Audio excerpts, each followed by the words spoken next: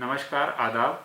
सभी शोपियान के लोगों को सबसे पहले मैं थैंक यू करना चाहूँगा कि हमारी जो फर्टिलिटी एक्चुअली रेट है वो 0.5% पर है। मतलब कि हमारे टोटल जो अभी तक 2200 या 2300 के आसपास केसेस है उनमें केवल 10 फर्टिलिटीज़ हुई हैं। और सबसे अहम बात यह है कि हमारे पॉजिटिव्स तो आए हैं काफ़ी, बार फर्टिलिटीज़ का मुझे इसका रीज़न जो जाता है लोगों को एसओपीज़ का पालन किया लोगों ने। दूसरा चीज़ क्या है कि वैक्सीनेशन का अच्छा जो पेनिट्रेशन रहा है, लगभग 99% लोगों ने वैक्सीन लिया है फर्स्ट डोज। सेकेंड डोज उनका जो 3 महीने के बाद में यानी 12 हफ्ते के बाद जो टाइम आएगा उसमें सेकेंड डोज लोगों को मिलेगा। उसके बाद क्या है कि लोग जो होम आइसोलेशन में हो पूर्ण तरीके से उसका पालन कर रहे हैं, जिनके घर के सामने पोस्टर चिपकाए गए हैं। जो सिविल सोसाइटी है हमारी, जो लंबरदार हैं, जो चौकीदार हैं या फिर जो रिलीजियस ऑर्गेनाइजेशंस हैं, उनका बहुत ज़्यादा सपोर्ट रहा है। गांव के लोगों का बहुत ज़्यादा सपोर्ट रहा है कि स्ट्रिक्ट सर्विलेंस हो रहा है। सबसे अहम बात उसमें यह है कि इस बार सरकार द्वारा उनको मेडिकल किट्स भी दी जा रही हैं।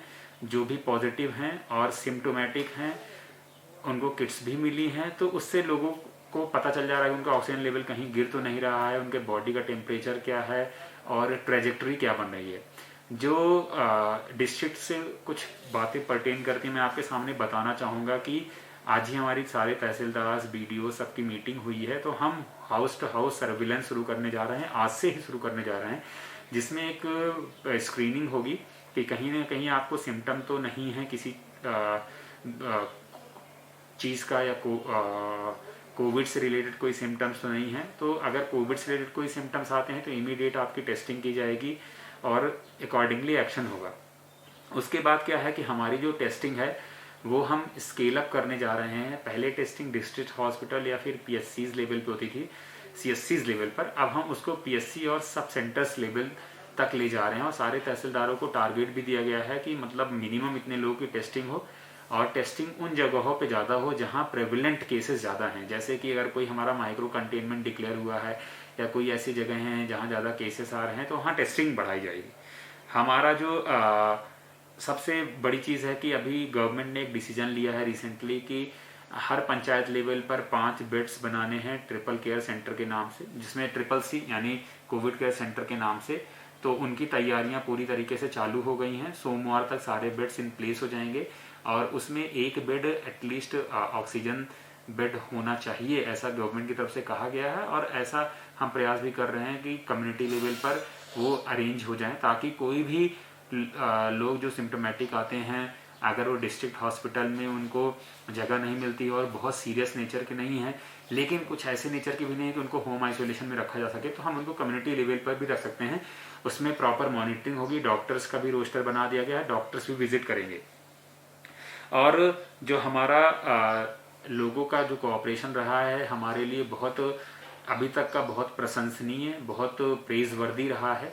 लोग पूरी तरीके से सहयोग कर रहे हैं। कहीं जगहों पे छोटी मोटी प्रॉब्लम्स आती हैं पर हम उनको ध्यान नहीं देते। लोग इतने समझदार खुद हैं कि वो जो हमारी इन्फोर्समेंट एजेंसीज हैं, चाहे पुलिस हैं चाहे मैजिस्ट्रेट्स हैं, उनके साथ अच्छे से सॉर्ट आउट हो जाती हैं। और इवन जो हमारी एजेंसीज हैं इन्फोर्समेंट की, हम भी उनसे अपील करते रहते हैं बार बार कि लोगों को कोई दिक्कत ना आए। तो कहीं ना कहीं जो म्यूचुअल आपस में रिस्पेक्ट है, म्यूचुअल अंडरस्टैंडिंग है लोगों के बीच में, प्रशासन के बीच में, बहुत अच्छे तरीके से और बहुत इस समय काफ़ी प्रशंसनीय है।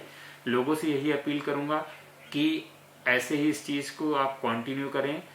साथ ही साथ पेस्टिसाइड्स की जैसे प्रॉब्लम है, कुछ दिन पहले 2 दिन पहले मेरे पास दुकानदार भी आए थे कि थोड़ा बहुत कुछ प्रॉब्लम होती है, उसको भी सॉर्ट आउट कर दिया गया है। तो जो आपका रूटीन का काम है वो एज यूजुअल चलेगा। नरेगा का कोई भी पेमेंट आपको नहीं रुकेगा, काम चल रहे हैं। पीडब्ल्यूडी के जो भी काम है या फिर पीएचई के जो भी काम है वो सारे अपने पेस पर चल रहे हैं क्योंकि हमारे पास वर्किंग सीजन कम है तो इसी पेस से चलाना पड़ेगा। साथ ही साथ क्या है कि जितनी भी स्कीम्स हैं जिसमें डायरेक्ट बेनिफिट ट्रांसफ़र के थ्रू आपको मदद मिलती है, चाहे वो स्कॉलरशिप की स्कीम हो या फिर पेंशन की स्कीम हो या फिर लेबर्स जो हैं उनको कुछ मदद देना हो, तो वो अपने तय सीमा में अपने स्पीड से चलाई जाएंगी और जल्द ही जल्द, जैसे डायरेक्शन है गवर्नमेंट की तरफ से, हम उनको देंगे ही। तो लोगों से कहीं ना कहीं एक अपील करना चाहूँगा इसके माध्यम से कि डरने की बिल्कुल ज़रूरत नहीं। अगर आप एहतियात बरतते हैं, काफ़ी आसान है। हम पूरी तरीके से तैयार हैं। आप जिस हिसाब से हमें रिस्पॉन्ड कर रहे हैं उससे काफ़ी अच्छा पॉजिटिविटी का माहौल है। हम 40 बेड, मैंने पिछली बार भी आपको बताया, टुकरू में ऐड करने जा रहे हैं। काम शुरू भी हो गया है, कल से शुरू हो रहा है, 2-3 दिन में कंप्लीट हो जाएगा। फिर केलर के लिए भी हम लगे हुए हैं कि मैनिफोल्ड के थ्रू ऑक्सीजन सप्लाई हो। तो हम पूरी तरीके से तैयार हो रहे हैं। इवन हमें डायरेक्शंस हैं कि अगर थर्ड वेव आती है तो थर्ड वेव के लिए भी हमें तैयार रहना है। लेकिन हम कितनी भी तैयारी करें अपने लेवल पर, ये हम तभी जीत सकते हैं जब लोगों का सपोर्ट रहेगा। और जिस हिसाब से आप सपोर्ट कर रहे हैं, अगर ये आप कंटिन्यू करें, घर से तभी निकलें जब आपको ज़रूरत है, बहुत ज़्यादा इमरजेंसी है तभी घर से निकलें, अदरवाइज अपने घर में रहें, सुरक्षित रहें। जो हमारी इन्फोर्समेंट एजेंसीज हैं उनके साथ अच्छे से रहें, उनको कोऑपरेट करें, पूरा कोऑपरेशन दें, तभी हम इस जंग को जीत पाएंगे। अदरवाइज ये कोई कानून एवं व्यवस्था की प्रॉब्लम नहीं है, कोई लॉ एंड ऑर्डर की प्रॉब्लम नहीं है कि आपको रोका जाए तभी ये कोरोना रुक जाएगा। कोरोना एक बीमारी है, एक आपदा के फॉर्म में महामारी है, तो ये तभी रुक सकता है जब हम अपने आप को बचाएंगे। अगर आप एक्सपोज होते हैं तो ये कोई किसी के बिना उपचार के तो इसको रोक पाना फिर संभव नहीं हो पाएगा। अगर एक बार आप कांटेक्ट में आ जाते हैं तो अच्छा यही रहेगा कि आप लोग कांटेक्ट में ही ना आए, सारी सावधानियां बरतें। फिर से हम यही आपसे रिक्वेस्ट करते हैं, जिला प्रशासन आपसे रिक्वेस्ट करता है, मास्क जरूर पहने, हाथ धुलते रहें समय समय पर, और पूरा SOPs जो भी हैं सोशल डिस्टेंसिंग का फॉलो करें। थैंक यू सो मच, धन्यवाद।